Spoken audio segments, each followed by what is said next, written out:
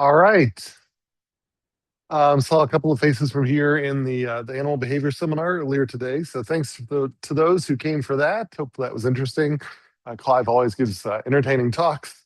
But from dogs to mate choice today.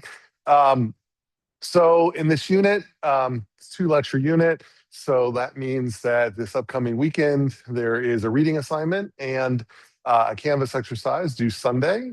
Otherwise, we've got our group project. So again, the next deliverables are basically the end of the project, the presentation upload, which will be Wednesday of that week, just before finals week. Then you'll upload it. You aren't going to present them in class. You'll then be assigned a peer review. So each individual will watch one video from another group and then fill out a rubric and leave some comments. And that will be that for that. As you're rounding out your plans for your presentation here, try to be specific about your hypotheses, try to keep a narrow focus, and that'll hopefully make it easier so that you're not trying to look for some grand theory. You're looking for, is there an effect of this particular thing on this particular response? That's really all that you're kind of proposing, just within that context of kind of a conservation bio, animals interacting with humans perspective or context. So that's where the causal question will come into play and so on. So, but overall, this is really an exercise in getting you to form causal questions and hypotheses and then try to come up with structures of experiments that might tease those apart. So that's also hopefully going to be highlighted in that. And then little things like remember to italicize your Latin binomials because we're biologists. That's how we dot our I's and cross our T's. We italicize our binomials. So remember to do that. Otherwise, last week of classes, we're going to have a final exam review lecture on Tuesday. The presentations will be due on Wednesday. Stage 1, the individual phase of the final exam. I'm going to make it available Wednesday, Thursday, and Friday of that week. Latin binomials like Homo sapiens. So the Latin 2-word names of so if you list your genus and species, so your the genus, the generic name, and the specific epithet of that, so Homo and sapiens, and just make sure you italicize them, because that's just the convention that they always have to be italicized. Like Canis lupus, you'd have to, if you wrote it out, just make sure you italicize it. Yep. So Tuesday, the exam review, Wednesday, presentations are due. Thursday, we've got the individual stage of the exam. I'm going to make it available Wednesday, Thursday, Friday. And then your peer reviews will be due then Saturday. And then stage 2 final exam, someone will staff this room during the official final exam period, which I think is Tuesday afternoon. It's on the Canvas calendar. It's the official one from the ASU final exam calendar. So if you want to take your collaborative stage 2, you can come here just like the midterm, but you don't have to, and I'll make it available all week, finals week. It's auto-graded. That's just easy for me to do. So that's the plan there. So any questions about the schedule moving forward? So those of you who don't, based on your final exam schedule or trying to get out of here early or whatever, both of these are Canvas-based exams. There's respondus as required for the Thursday one, but not for the finals exam week 1. So there should be a lot of flexibility with respect to this class and your end of semester plans. Okay. All right. So we're starting talking formally about sex this week. So in this class, when we were talking about sex, there's 3 things we could be referring to. So we could be referring to meiosis, so cell division that results in the production of haploid gametes, as in sperm and egg. So this is, sex. The key reason why we call this sex is because in order to produce a gamete, it requires recombination. In all but a few really weird cases, meiosis requires recombination of a mixture of genes from parent and from the 2 parents. And that recombination creates a haploid gamete that is half the number of genes, but it is neither a clone of the father nor mother. So that's sex. It could also be the act of mating itself, the biomechanical process that results in the contact between gametes, however that might be. That could be something that involves two animals coming together, or it could be the process of putting the gametes, say, into the water column and waiting for the gametes to interact that way. And then physiological and anatomical differences correlated with the production of different types of gametes. So we have primary sexual characteristics, so directly assorted with reproduction, usually identifiable at birth. So again, like the biomechanics of mating, the tools of mating, the development of offspring. So there might be development of offspring before birth and oviposition. Then there's also secondary sexual characteristics that are associated with sex but unrelated to reproduction. So those might be related to sexual selection, both inter and intra sexual selection. So there might be signaling going on there. It could be related to parental care, so caring for offspring after birth. So those are, these secondary ones. So in this class, we refer to sex. We're not referring to gender. So those are distinct elements here, and the consistent sex-linked behavioral differences. It will be tempting at first to say that they're all tied to the gamete size. So it'll be tempting at first to say that anything that produces a small gamete is going to tend to have certain sets of behavioral characteristics. But as we'll get to towards the end of this lecture, it's going to be better predicted by the level of investment. And the size of the gamete is not always a good predictor of the level of investment. So we won't necessarily always have, traditional male behaviors and traditional female behaviors. It's always going to depend, like anything else in animal behavior. All right, so that's the layout of what we mean by sex in this unit. So when we talk about haploid and diploid, so haploid, sometimes monoploid, having one set of each chromosome.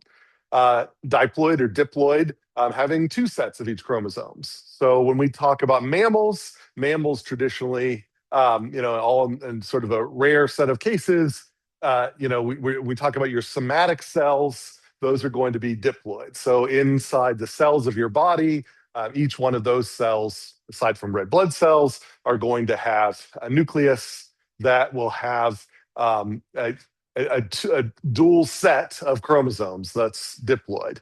But then the gametes that are produced are then haploid. So males produce sperm. That's how we define males in this sex framework, where we're saying that the organism here that produces the smaller of the two gametes, when there's a difference in gamete size, we're going to call male.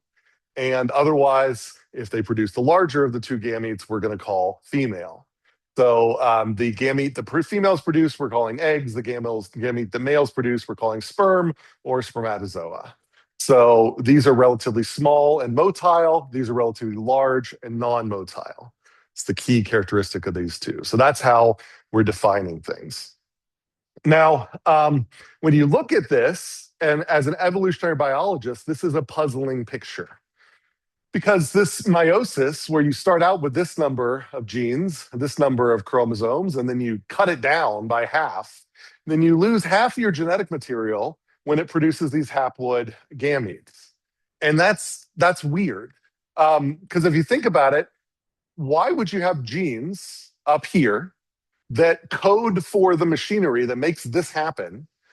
And that will result in an output, a haploid, gamete here that's only got a 50% chance of those genes being there. And so that seems like you're setting yourself up for, potentially moving yourself out of the population. So how could this possibly persist? That's sort of the conundrum there, is that why would you get rid of half of your genetic material in this random way? How could this possibly have enough of an advantage to make it so that sex would spread through a population? So that's a question that we have to get to as well. Okay. So as I mentioned, humans and almost all mammals are diploid, except for a few weird exceptions for certain cell types. So you can have polyploid cell types in mammals. And so higher ploidy can be found in other animals outside of the mammals, and a ton of it in plants. So you've got your cells of your developing animal organism tend to be there, that diploid. But there are animals that are entirely haploid. So there are animals that have cells in their body that only have one set of chromosomes. Can anybody think of one? Know of one, just off the trivia? It's one that's a group of animals that I talk about a lot. Yeah. Seahorses are interesting for reasons that we'll get to, but that's not what I'm looking for here. Yep. Bees, ants, wasps.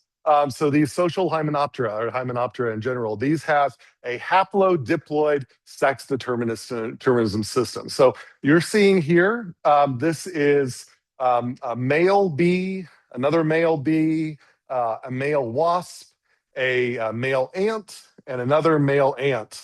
So you notice that in the ant cases, the ant males are going to typically have wings because they're dispersal morphs. They fly away to find mates.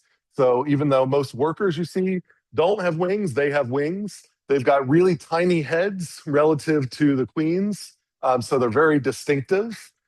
So that's what you're seeing here. So kind of a funny looking organism here. And then the bees, there's a bunch of different morphological differences here. The wasps, maybe it's harder to tell a wasp male unless you're a wasp specialist here. But in all of these cases, they're flying sperm. So every cell of this male bee's body has got just a single set of chromosomes. So it's kind of interesting. So you don't need a diploid set in order to express all the phenotypes that you need to be a full animal. And so these males, they see, they produce sperm, they forage, they have to, they eat.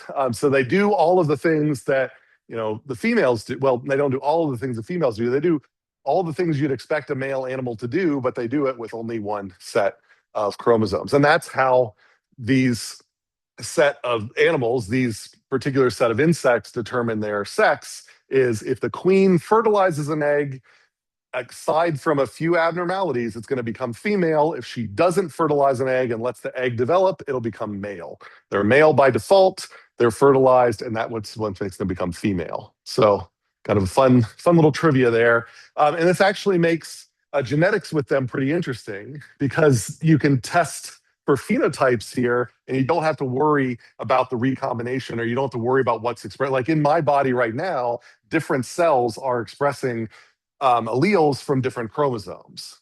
And it can be random, at least I should say in the case of females. So everyone who has an XX here in the room right now, like I have an XY. And so I only have one set of X's. And so all of my X genes are expressing from the one X that I have. But as you probably learned in genetics, then everyone in the room with an XX, in a random set of your cells, one set of X's is being expressed and the other one's silenced. And in the other set, the other ones are. So, you get that random silencing that's going on throughout all the cells of the body. So it's kind of interesting there. But through the rest of the chromosomes, you can get expression from both chromosomes simultaneously. It kind of makes things complicated, but here you can actually get expression from a single haploid genome, which is kind of cool. Yeah.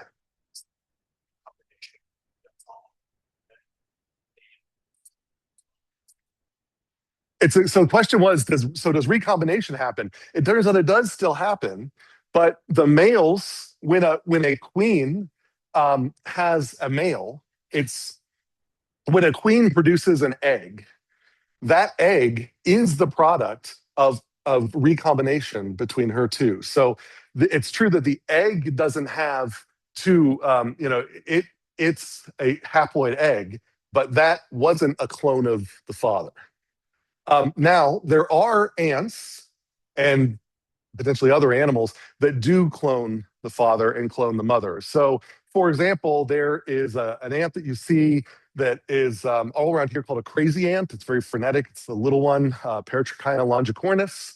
and it was one of the first ants found that has something called double cloning. These ants have no inbreeding depression, and so they're very, it's a terrible term, but they're called very trampy. So they move around from place to place and they can just set up shop anywhere, and they just mate with each other and they have no inbreeding depression.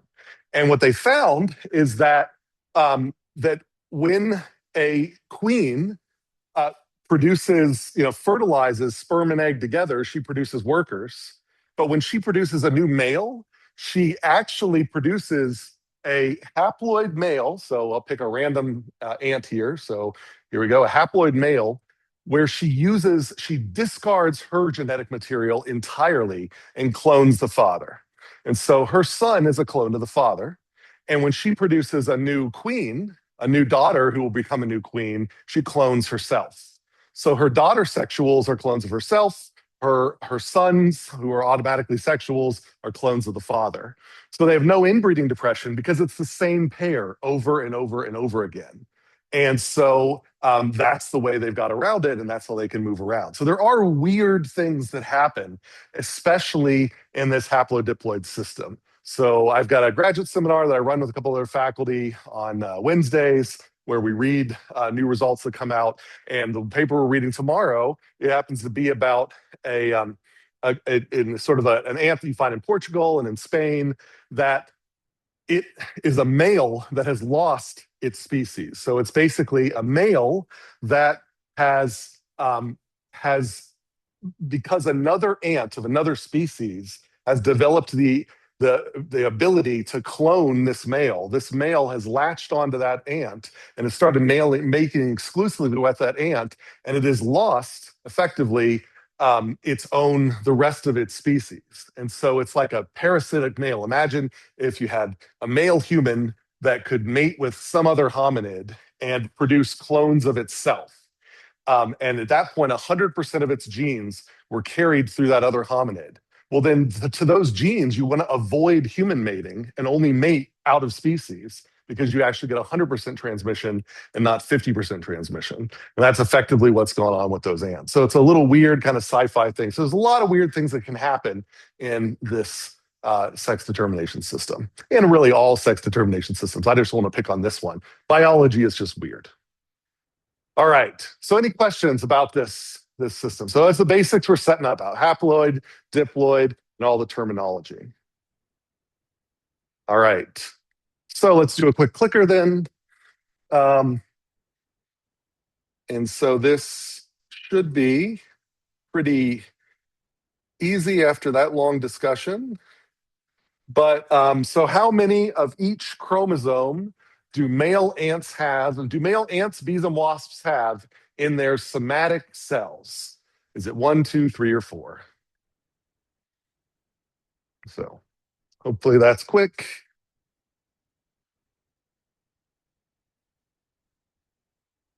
I'll let that go for another, because we had all of that discussion, I'll let that go for maybe another 10 seconds. Right now we've got about 86% of the class going with A and about 14% going with B. So I'm going to hit stop right now. And so, yeah, I was looking for A. So happens to be that ants, bees, and wasps has this haploid sex determination system, haplodiploid sex determination system. So every cell of a male's body has only one set of chromosomes. A female's body's got 2 sets. Okay. So how do we explain some of these mysteries that we were talking about? This is one of the classic examples, the classic explanations. Seems to hold for many examples, but it's not perfect. But we're going to go down our kind of classic frameworks. This is called Bateman's principle. And so Bateman's principle, it might be easier rather than me reading this aloud, but I'll kind of go through these graphs here. So Bateman's principle, if you think about it, you've got a male over here, and that male has a mating. So it mates, it finds an egg, it has this mating. Now, you imagine, how does the number of offspring vary with additional matings? Imagine they're with additional females. Well, so let's say they get some number of offspring. So there's some litter size here. We'll call it 1 to be easy. And then we can say that, okay, well, then they mate with another female. If it's a different female, so we're talking about in polygyny here, one male, multiple females, then they get another batch of those offspring. And that just keeps happening. So the more they mate with, the more offspring they get. So if they want more fitness, they will need more matings. That was the thought here. Now, what's happening on the flip side of that? So on the female side of that, she's got an egg. And so she goes through her first mating and she's going to have a certain number of offspring. But if she invests a lot of time in the care of that offspring, in just not in fact, it could even be just in the gestation of that offspring, then additional matings are not on the table. So there, if she does have additional matings, at least for some period of time, those are going to be failed fertilizations. So the thought is that we can compare these two, and it suggests that there might be two different types of behaviors that would evolve. One that is going to favor multiple matings for males, and one that is going to favor being very choosy about matings for females.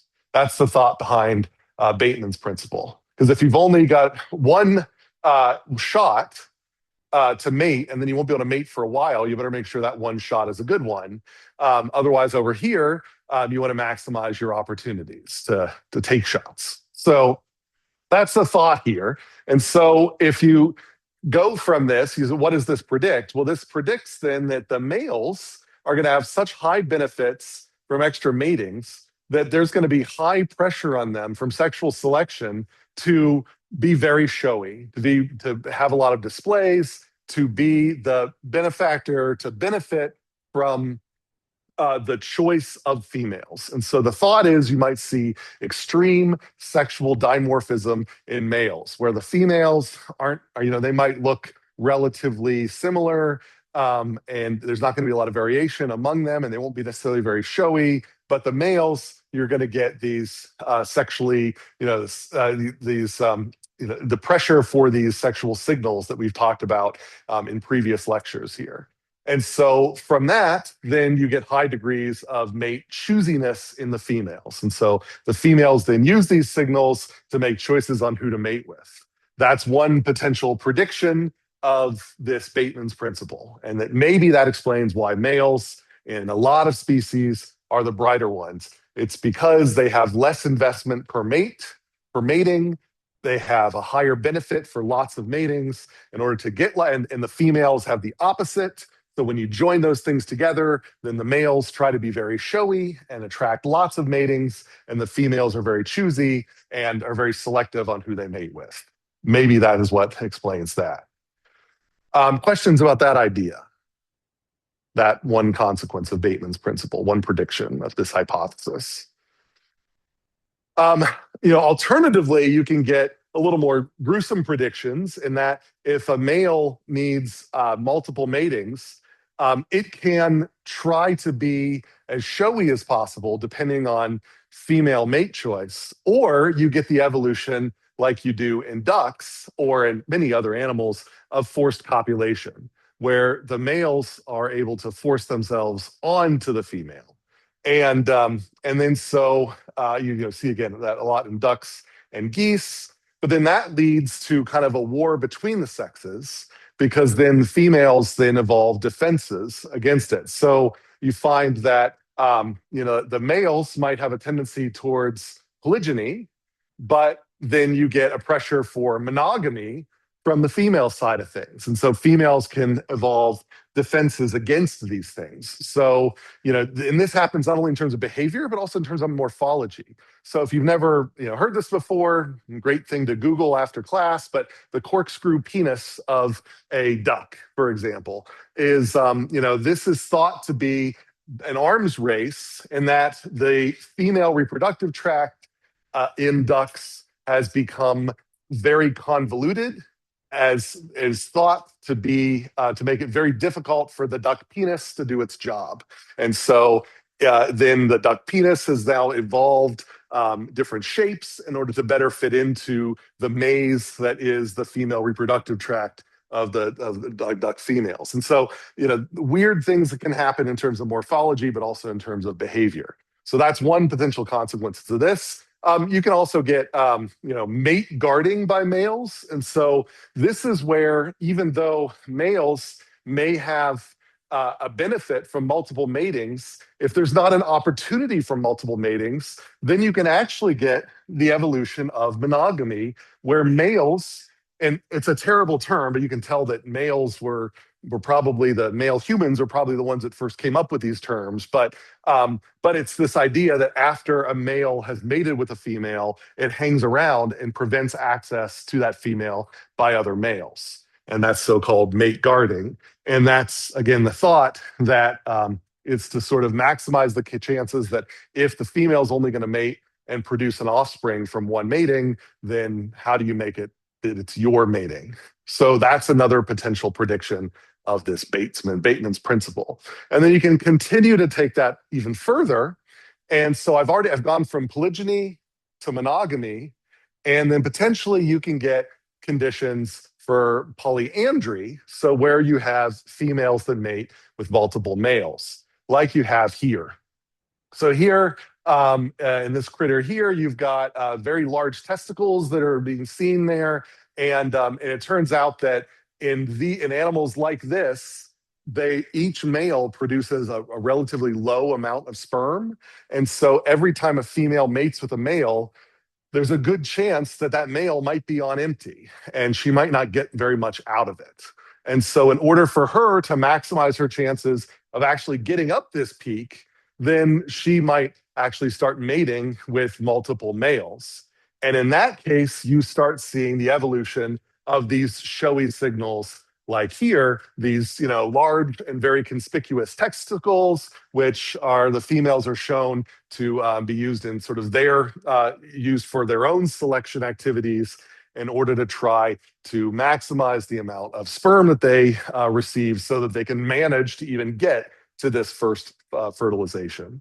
So Bateman's principle, although it does tend to favor explanations where the male is showy and the female is choosing, and the male is trying to have lots of mates and the female is trying to have one mate, there are conditions in which even Bateman's principle can seem to sort of flip, and where the female is now trying to have multiple matings, but still the idea here is the male is still the showier one. It just happens to be that the female is choosing who to mate with, but and the female happens to need to mate with lots of males in order to even get to the first fertilization. So a lot of things can still come out of Bateman's principle, but it's not exactly there's plenty of taxa that it seems to fit, but then there are taxa that we're going to talk about where it maybe doesn't quite fit by itself.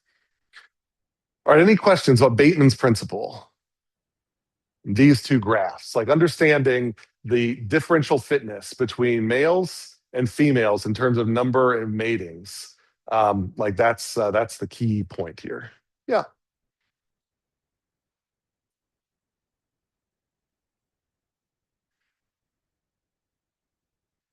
Well, and maybe the scale is off, but it's still the case that if a male could produce enough sperm, then the male, in this case, even if a male is not producing a lot of sperm, it's still going to be the case that if they can manage to get enough sperm to do a fertilization, they are now free to go and mate again.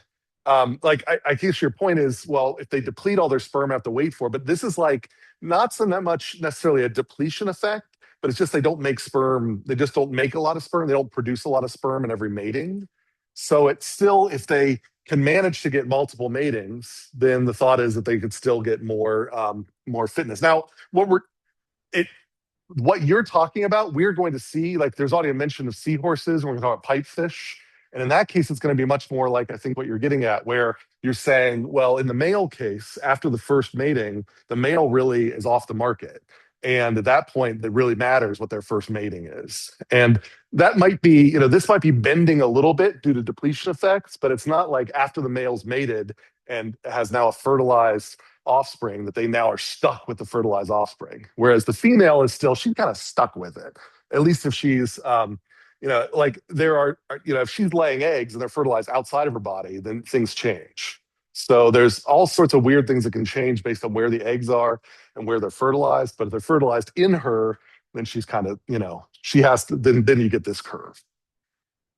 Because once she's stuck with it, she can't have more matings. Whereas the male might have to wait a little bit of time to get the sperm load back up, but then he can go out. And the thought is that they can probably make multiple matings while they're waiting for their first offspring to develop. So the offspring's developing with the female, she's off the market while the offspring's developing, the male is out franchising. Does that make sense? Yep.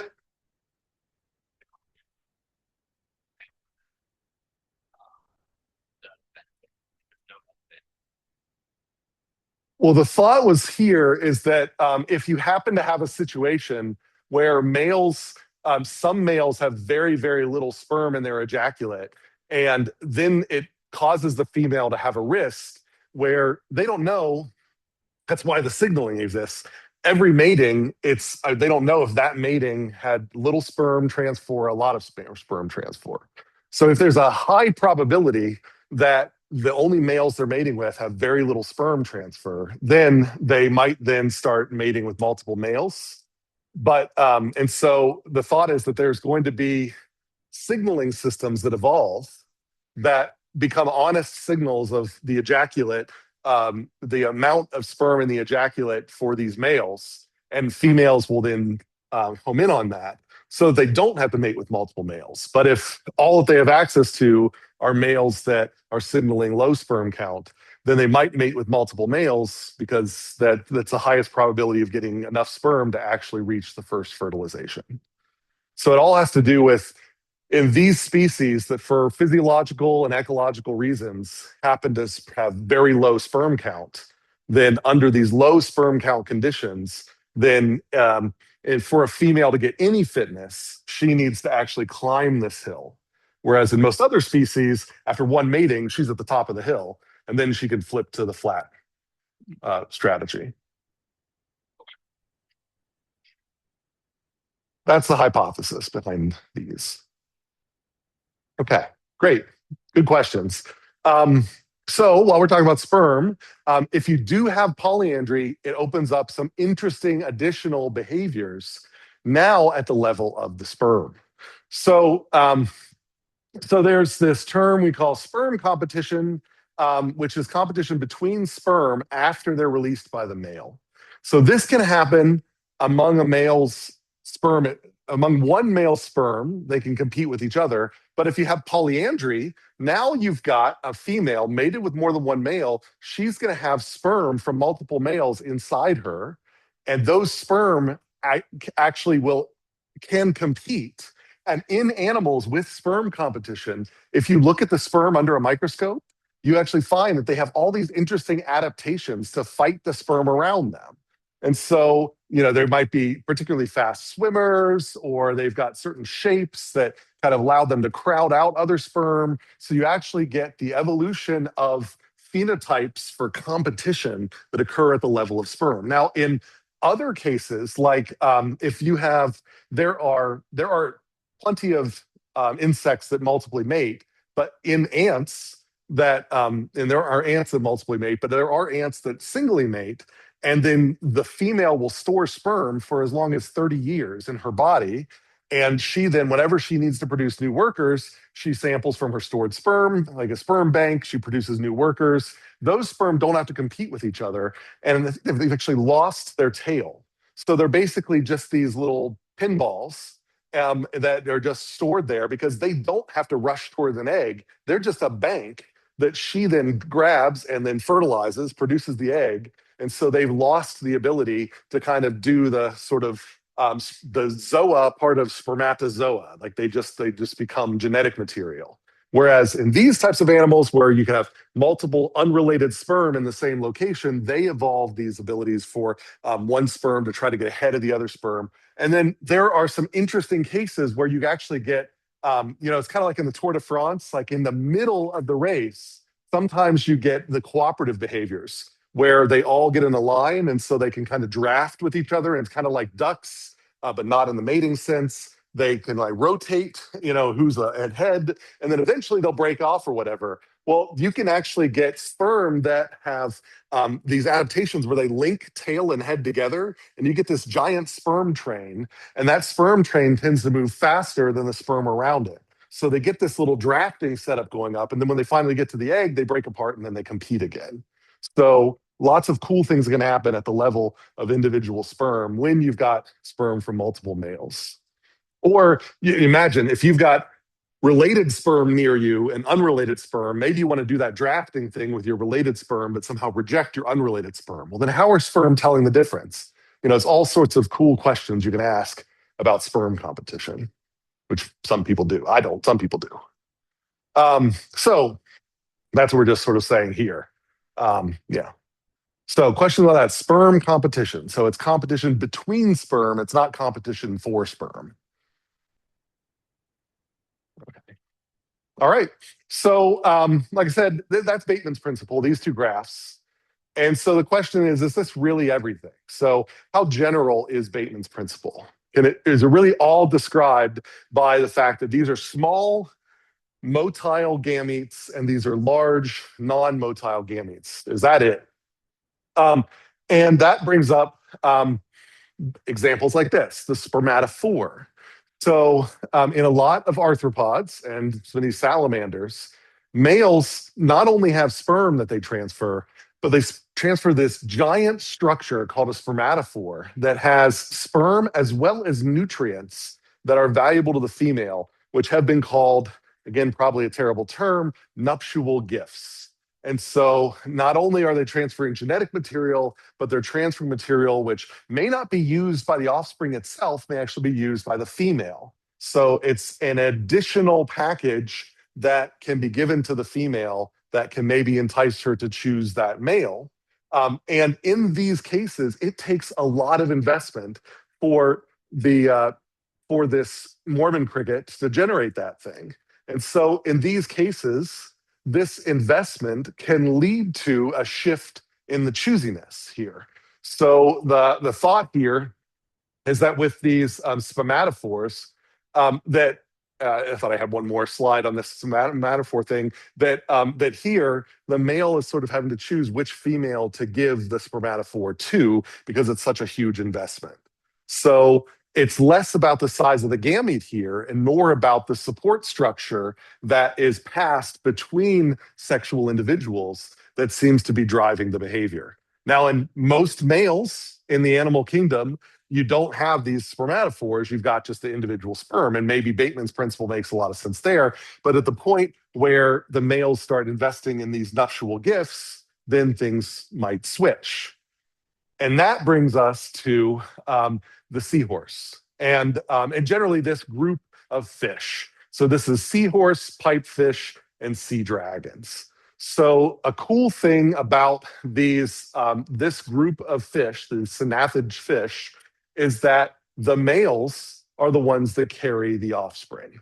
So rather than males depositing sperm in a female, females can deposit eggs in a pouch or a rift. They can deposit eggs on or in the male. And then the male can fertilize those eggs and bring those eggs all the way to maturity. And so it's a huge investment for the males and less investment for the females. Now, we have to be careful here. So a lot of times people have heard about the seahorse before, and people will say, oh, well, so sex roles are reversed in the seahorse. It turns out for the seahorse, it's actually not that way. Despite that, despite the male putting in this huge amount of investment, the energetic investment in producing the eggs is much higher for the female. So it is still such a high investment in the female that you don't get quite the sex role reversal in seahorses that I think a lot of times you hear about. But in the pipefish, which is related, if you do the math, if you actually study the energetics of how energetically costly is producing an egg versus raising an egg here, at this point, then the males in the pipefish spend more effort in offspring rearing or offspring production than the females. And in the pipefish, you most definitely get male showy behaviors that look like in other species female showy behaviors. And I've got an example of this here. So this is a so-called breeding sale of this species of pipefish. If you looked at this, you might think this here would be a male in another species, like a jumping spider. It looks just like a peacock jumping spider's tail there. But in reality, this is actually the female who is the showy one, has this beautiful breeding sail. And that kind of one that just looked like a little pipe, that was the male. That was the one that's actually going to take the egg, fertilize the egg, and then keep the egg there until the egg is ready to become a new pipefish. So in this case, you do get that kind of reversal of who's showy and who's not. And it seems to be predicted by the energetic investment. It's more costly for the male, so the female ends up being the one that develops the costly signals, and the male develops the costly kind of reproductive management system. All right, any questions about that? The pipefish example where we kind of flip the roles of things. So here it's definitely not about the size of the gamete. The same principles are at play, but you have to kind of think more, think beyond the gamete. Okay. All right, pipefish. Okay, so let's do another one of these.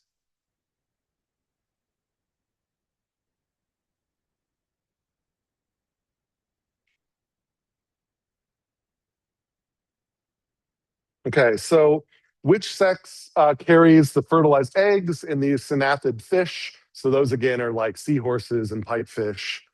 Is it the females? Is it the males? Do they both do it, or do none of them do it and they just deposit them into the water? So I'll give you a second for that.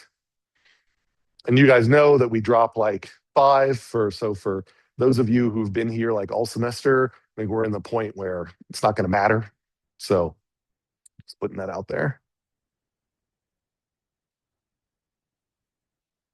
All right, so that's about everybody. So, and almost everybody said males. That's what I was looking for. So I'm going to hit stop.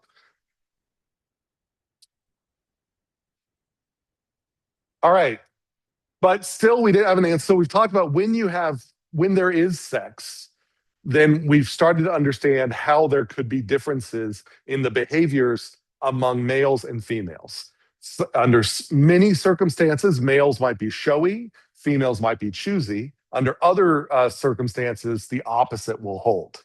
So we've talked about the ecological pressures when you have sexual organisms, but do you need sexual organisms? Do you need sex to be an animal? Why sex? And there are plenty of animals that don't have sex. These aphids here can produce sexually and asexually. So then if they can produce asexually, why are they bothering? Why are they paying the cost of sex? And then likewise, so we can look at this sea anemone. So sea anemones, like aphids, can do both. They can produce sexually and asexually. So they can produce, like, here's a big anemone, and here's an asexual bud that's going to pop off of this sea anemone, and it's going to be another sea anemone nearby, right nearby.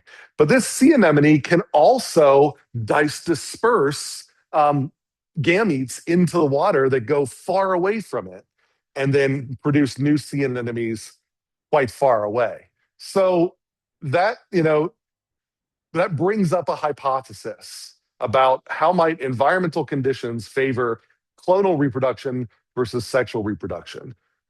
What do you think here? So why might you expect asexual reproduction to be favored for offspring that are nearby and sexual reproduction to be favored for offspring that are far away? What's a potential rationale for that? Why might clonal reproduction be better nearby and sexual reproduction be better far away? Is that hand? What do you mean by bad environmental conditions?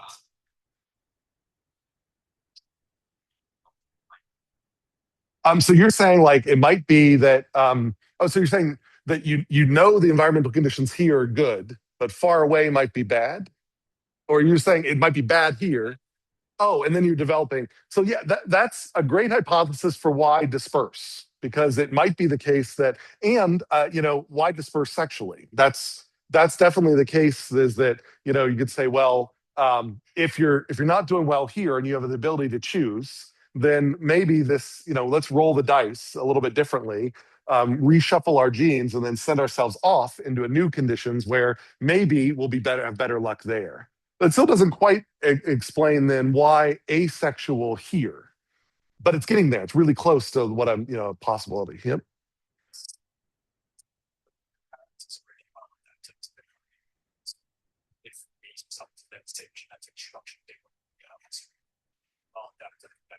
Yeah, so it's kind of blending these two ideas here. Is there this idea that parents doing well, parents producing a lot of offspring, like why break something that isn't, that's already fixed?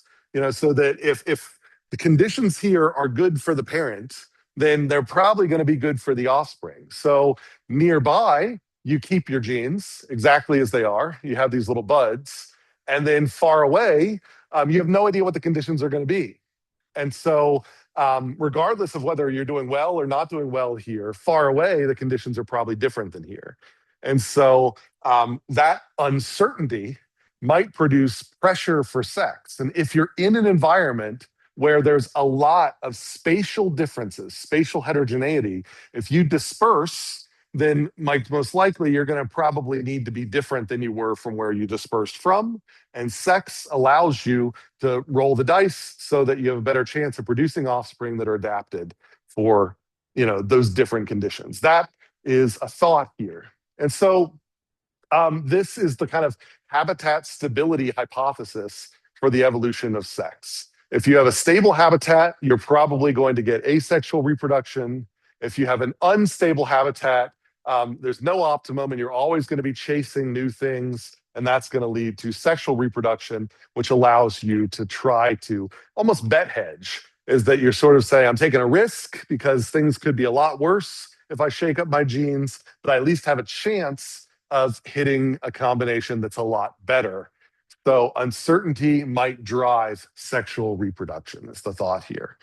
And this idea, by the way, of clones nearby and sexuals far away, you see that in ants. There are ants that are like that. They have dispersal morphs that are effectively clonal nearby and sexual far away. Is you see that pattern in a lot of different organisms, not just animal organisms. I think there's plant examples of that as well.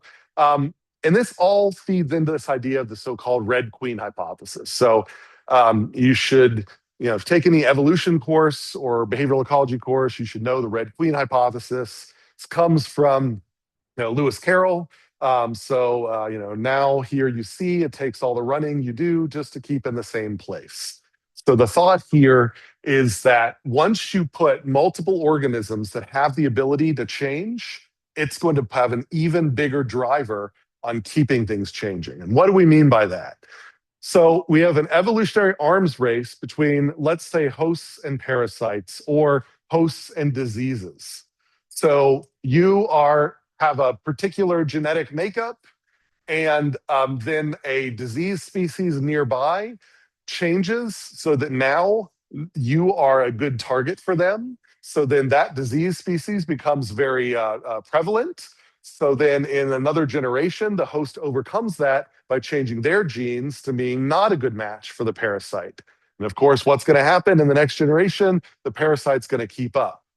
So the red queen hypothesis, which is one of the prevailing hypotheses for the evolution and maintenance of sex, is that maybe you need sex because there are so many things that have the ability to change things up from generation to generation, that they're all chasing each other into this escalation behavior where everybody is always changing just to stay in the same place. So we have sex theoretically because we have disease that can have sex or can at least change their genetic makeup. And they can keep doing that, so then we have to keep doing that. And it goes back and forth. And so you end up changing, running just to stay in the same place.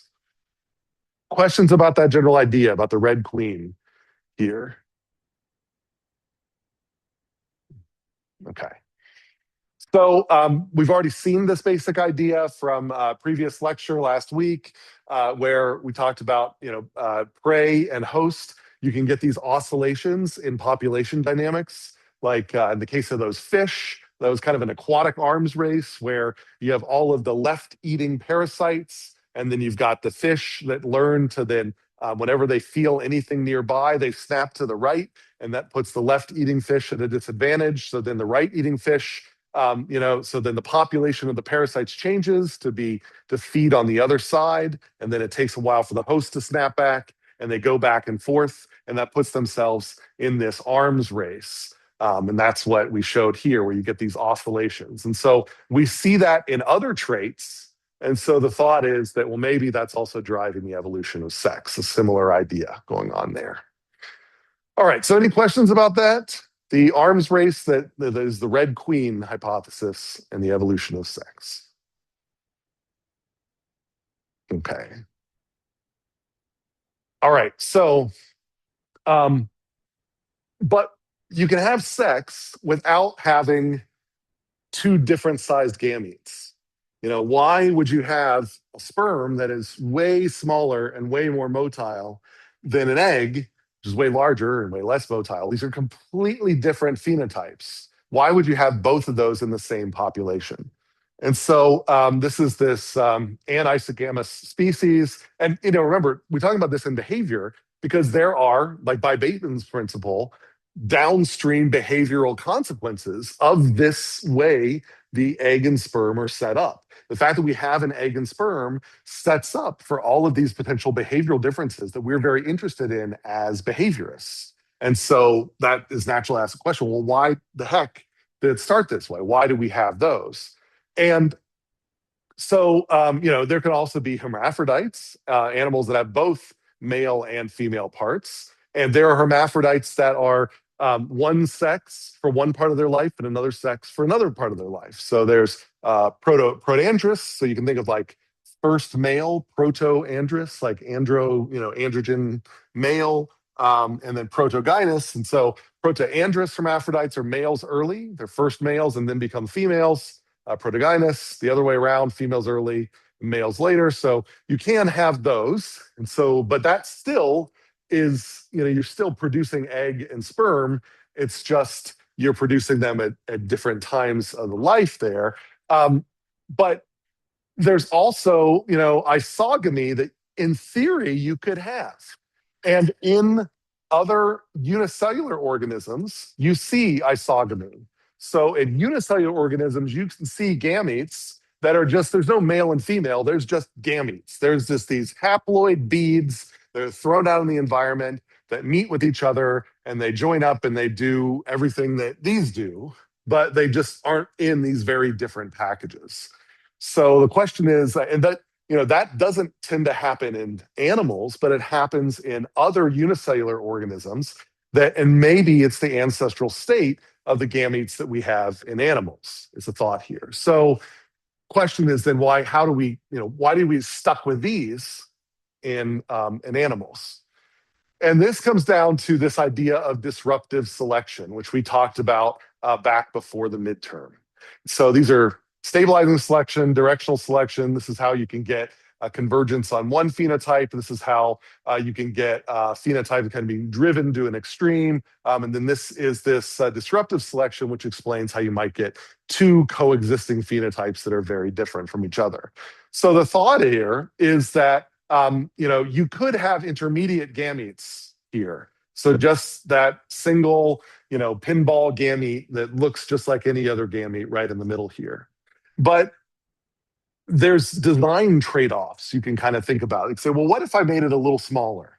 Well, if I made it a little smaller, then it could find other gametes faster because it could be, if there's just energy in the system, it will spread it around more easily. Maybe I can actually make it motile, like maybe I can actually make it able to move by itself. Then it can find other gametes faster. But as I do that, then as it becomes smaller and so on, it's going to have less resources on board so that when you finally join with another gamete, there's going to be less resources available to start developing into zygote, embryo, and so on. So you end up not packaging enough resources in order to actually be useful after sex. But what if something was happening on the other side? So if I flip to the other side here, I could package more and more of those resources in. I'm going to get a gamete that doesn't move around very much. But when it manages to find a mate, then this particular gamete is going to have plenty of resources to guarantee to kick off development. And so the idea here behind disruptive selection is that because there's this trade-off where there's a benefit that goes in this direction here, but it trades off the other thing, you can create a pair of these. And so you can get the evolution of two groups where if this group happens to find this group, then it's kind of the perfect pairing. And it actually makes them do the gamete thing a lot better than if they were just this kind of intermediate thing. So imagine gametes here, they're like good at nothing. Like they have just enough resources to kick off development, but it's really hard for them to find each other. If you manage to get a few slightly faster and lighter ones and a few slightly heavier and more resourceful ones, those are more likely to succeed because the faster ones will be able to find the slower ones.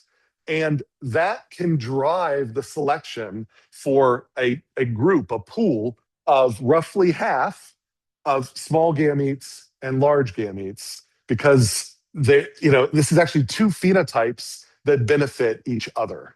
So there is a frequency dependent selection here, and that if you have a lot of these available, then it's actually also beneficial to have these available. If there's only these available, then it's not beneficial to have these available and everybody goes back here. But if you start here, there's actually a process of disruptive selection where you gradually over time get the two extremes coexisting and actually supporting each other, stabilizing each other in the population.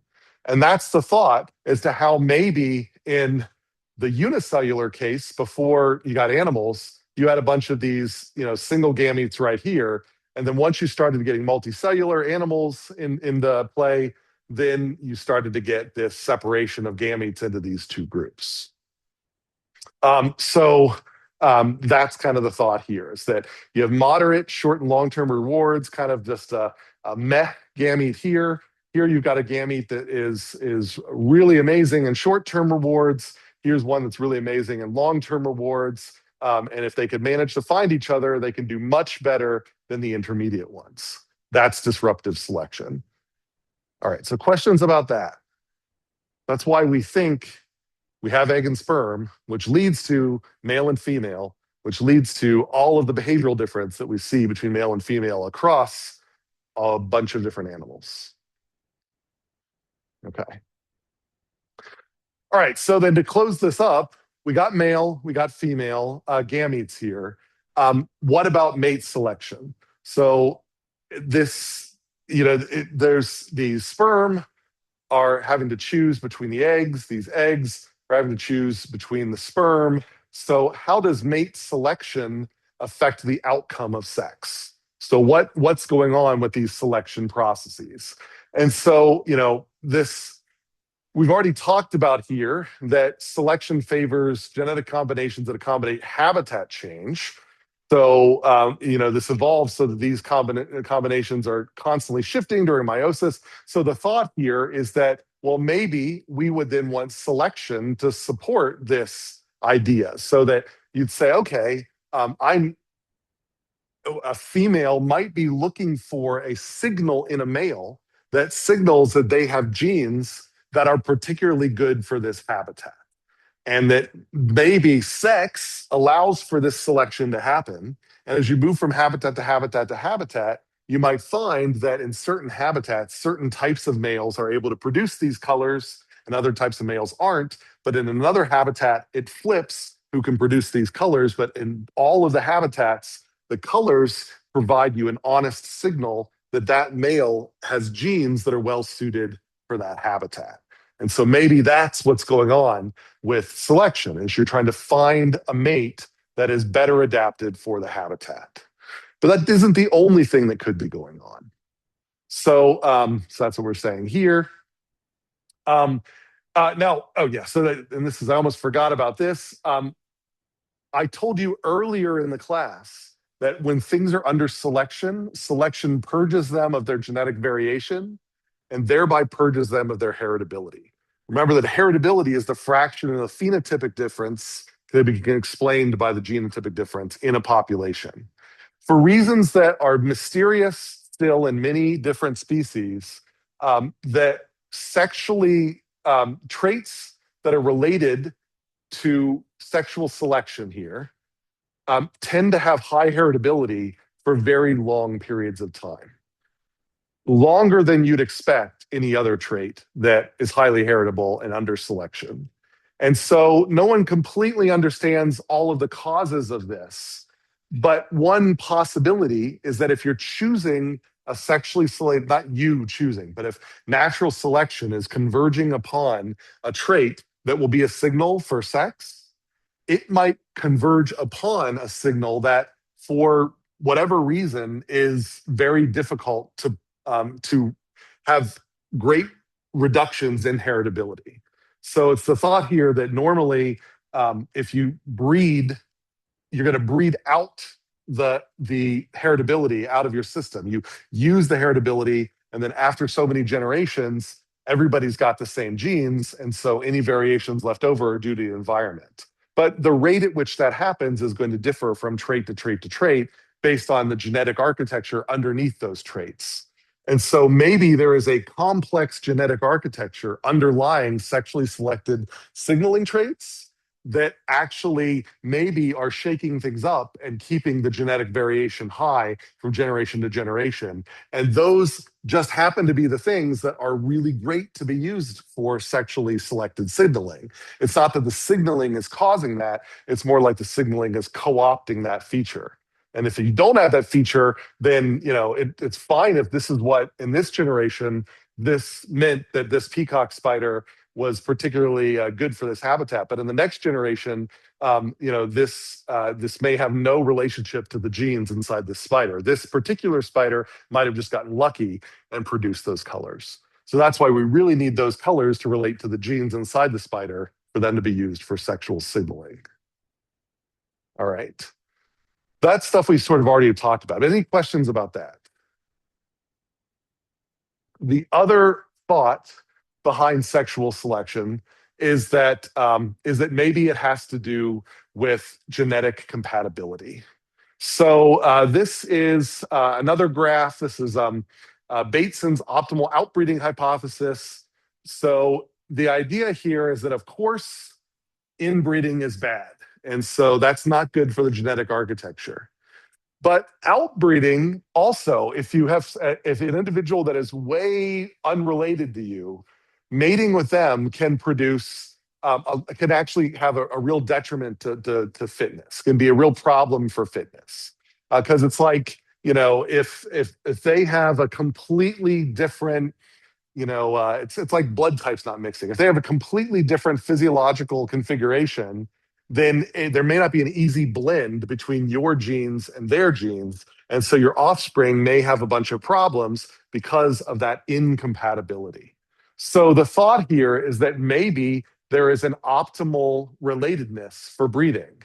So, this is phrased in terms of relatedness, in terms of it's unfortunate. It's sort of, sib, cousin, second cousin. Not necessarily saying you should mate with your second cousin, but the idea is that there is a certain deviation from your genes that may be optimal in terms of a sexual mate.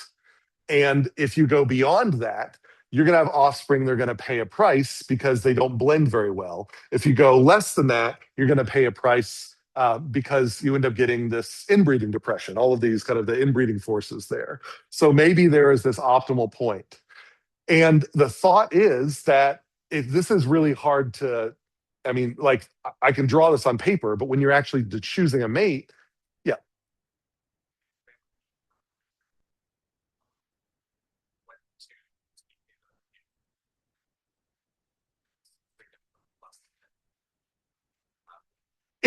This is certainly, I'm talking about within species, but I think that's fine to sort of extrapolate to say that, yeah, if you have two different species, you might be able to manage to make an offspring, but that offspring themselves might not be viable. It might be a mule or something like that.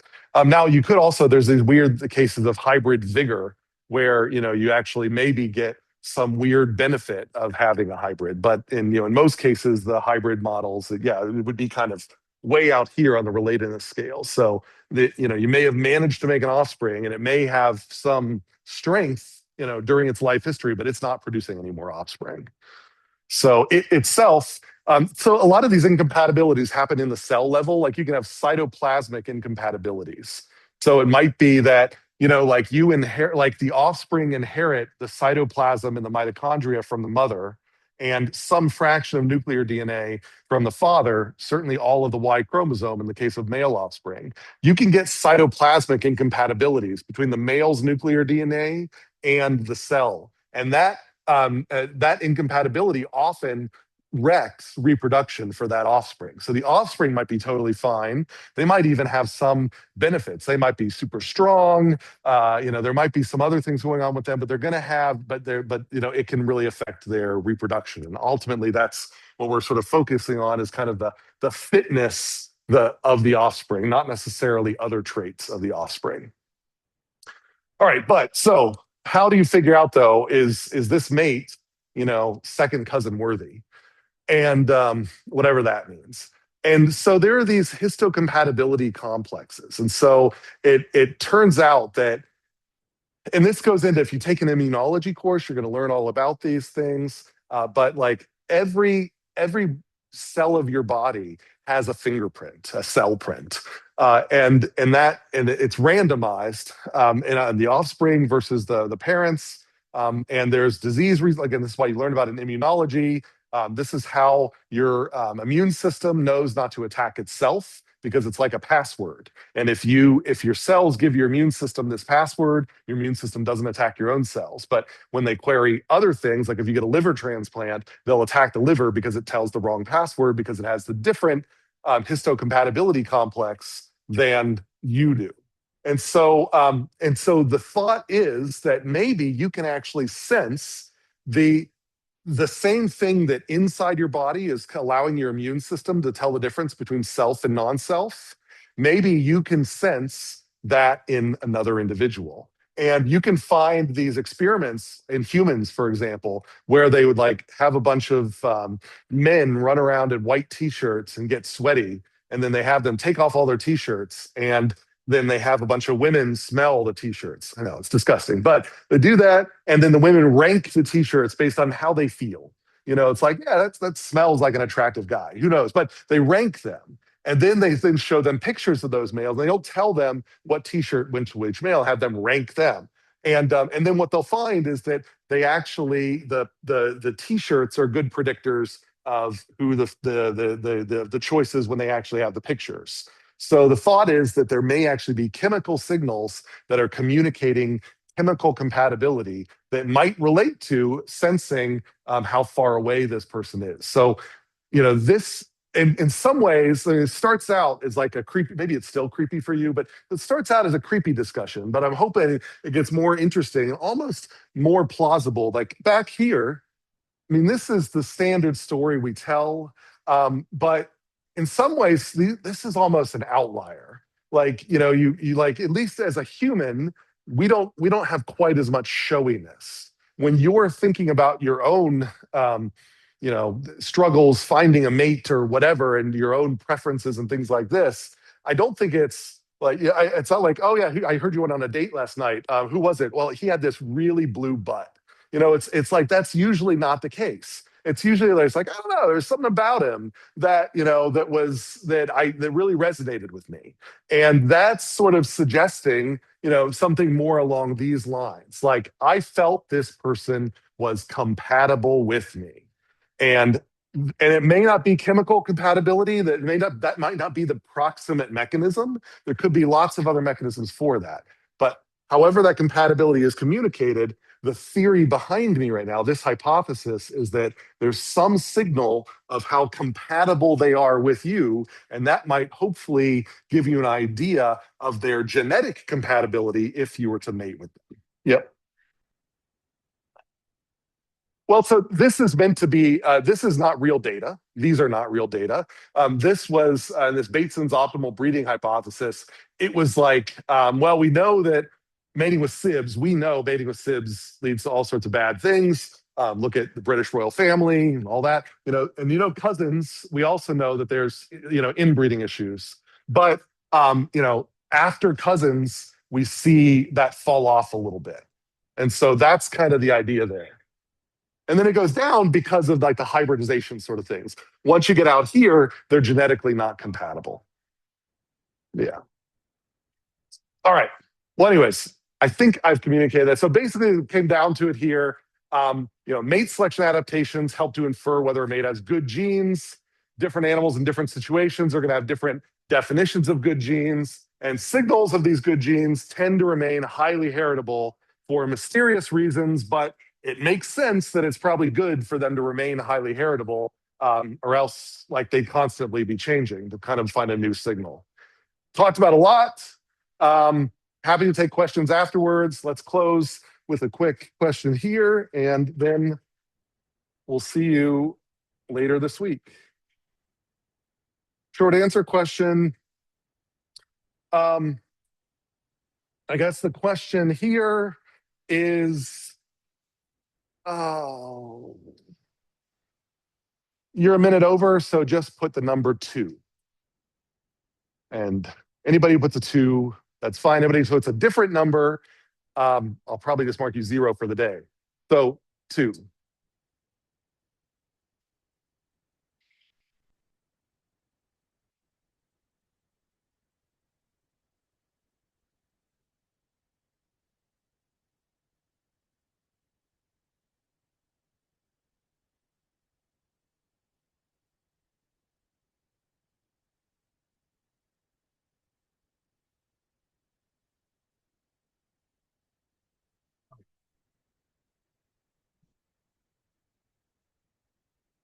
Have a good one.